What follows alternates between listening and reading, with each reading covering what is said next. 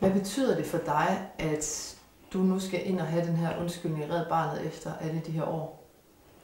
Den har vi kæmpet for i så mange år, så det betyder rigtig meget. Jeg er simpelthen så rørt over det, at det endelig sker fra de første. For vi synes, der er 3, der skylder os undskyldninger.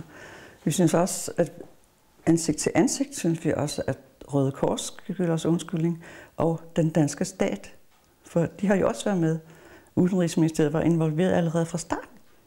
Så det synes jeg bestemt, men det er i hvert fald meget, meget rørende, fordi da de så sagde, at vi måtte have en med, og så min yngste datter kunne komme med. Og da min yngste datter sagde, at det kunne hun godt, så brændte jeg i gråd. Jeg var så rørt, for endelig kommer den første ordentlige undskyldning. Ja, nu kan jeg endelig få fred efter alle de år. Fred i sjælen. Ja. Men er det godt nok, at det bare er Red Barnet, der giver en undskyldning? Er du tilfreds med det, eller vil du også godt, at der var for eksempel regeringen undskylde? Jeg vil også have, at regeringen giver en undskyldning, hvis det var med alt det, der foregår i alle de år. Hvorfor? Det har været hårdt at komme igennem. Fra man blev taget væk fra sine forældre, og så kommer tilbage, og så havner man på børnehjem. Det var ikke sjovt. Jeg tror alle sammen, vi kom tilbage til forældrene. Men det gjorde man så ikke. Så hvad de har tænkt på dengang, det er godt at vide. Jeg synes, det er på tide, at de giver os sådan en undskyldning.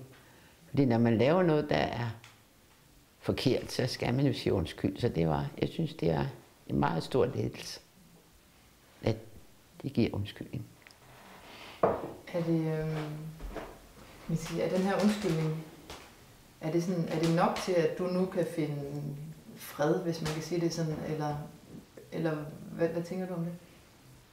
Ja, jeg synes, der bliver mere ro på nu, efter jeg får den undskyldning. Og det har jo taget hårdt på en, at den historie kom frem der. Messias skal fortælle om sin barndom og hvorfor man kom på børnehjem, og man vidste jo ikke, at man kom på børnehjem. Alle de der ting, der bliver revet op, ikke? Mm-hmm. Hvad tænker du i forhold til, om der er andre, der også burde sige undskyld? Synes du det? Ja, det synes jeg. Jeg synes, at den danske regering burde også komme en undskyldning. Officiel undskyldning. Hvorfor?